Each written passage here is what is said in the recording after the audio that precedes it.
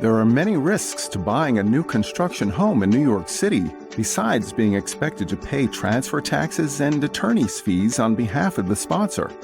In this Hauseit tutorial video, we'll discuss the special risks to buying a new construction apartment in New York City. Since you're buying, you may also be interested in estimating your buyer closing costs in New York City using Hauseit's interactive closing cost calculator, available at www.hauseit.com. You can also save money on your purchase by requesting a Hauseit buyer closing credit. Additional closing costs when buying new construction.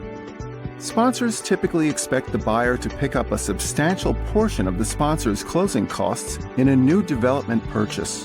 This typically includes the seller's New York State and New York City transfer taxes, as well as the sponsor's attorney fees.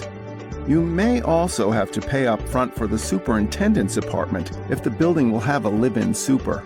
If the building decides to get a mortgage to purchase the super's apartment from the sponsor, then instead of an upfront closing cost, you may simply have higher common charges. Either way, this is an additional front-loaded cost to buying new construction, as you don't really get it back when you sell. Sponsor control of the board. Most offering plans will stipulate that the sponsor relinquishes control of the board after 90% of the units are sold or within 5 years of the first closing. This is market standard, and it means that buyers of new housing developments will, at a minimum, be able to take control of their building within 5 years. However, it's important to carefully peruse this section of the offering plan because some sponsors may try to sneak in additional language that lengthens their hold on the building. Some condo offering plans will stipulate that the sponsor will control the board as long as the sponsor owns at least one unit in the building. Understated common charges and taxes. A key risk to buying a new construction home in New York City is that advertised monthly common charges and real estate taxes will typically be lower than reality. There are a couple of reasons for this. The first is that the New York State Attorney General's office, which oversees all new construction offerings, allows a 25% variance on what total monthly charges are versus what is disclosed in the offering plan.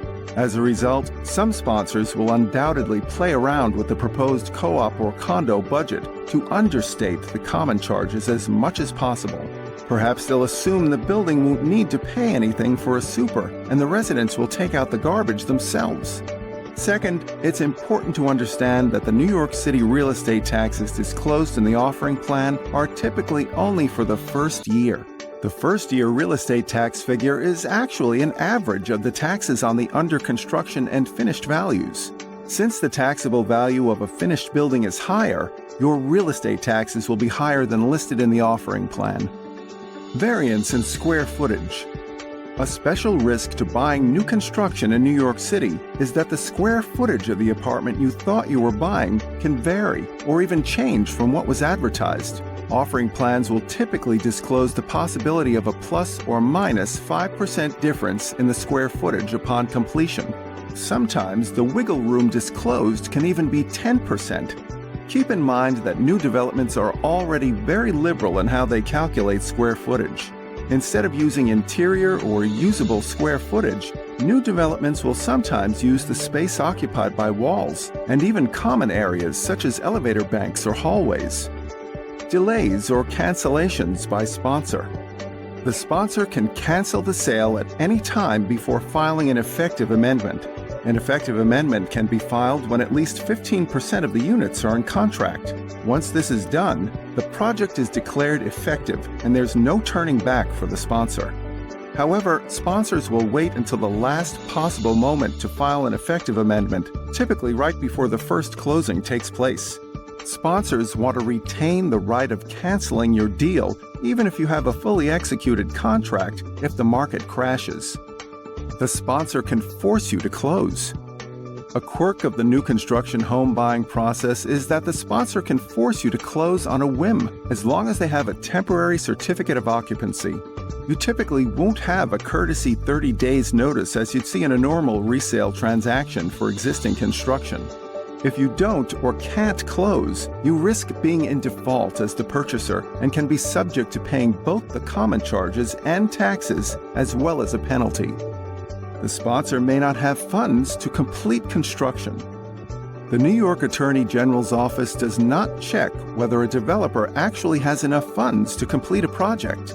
All that's required in the new development offering plan is a disclosure that the sponsor has not put up a bond and is not claiming to have enough funds to complete construction. Not being able to rent or sell post-close. Most new development offering plans will have a prohibition against owners advertising a unit for sale or rent for a year after close. This only applies to new owners and not the sponsor. As a result, investors may have to reconsider their rate of return assumptions if they're not allowed to rent their units out immediately. Even buyers who plan to move in will have to consider contingency plans if their circumstances change and they can no longer use the property as a personal residence. Building amenities may not be finished. Sponsors have 1 year from the first closing to finish the building's amenities. Sponsors are technically in default of the offering plan if they don't finish the amenities in time. But the reality is that there's not too much you can do about it even if the sponsor doesn't quite finish on time. Your views or windows may disappear. One of the risks of buying a new home in New York City is that your view may disappear in the future because of neighboring construction. Another risk to buying a new construction home in New York City are lot line windows. A lot line window means that the neighboring lot has the right to develop their lot and build to and above your window. Has the sponsor developed property before? A major risk of buying new construction in New York City is that the sponsor is inexperienced or that this is their first deal. There are lots of hurdles and inevitable delays to developing a property in New York City, so you'd ideally like to see that the sponsor has done it before. Will the sponsor finish the punch list? Another risk to buying a new construction condo or a co-op is that there's no official timeline for the sponsor to have to finish the punch list. The sponsor only has to make commercially reasonable efforts to fix the punch list.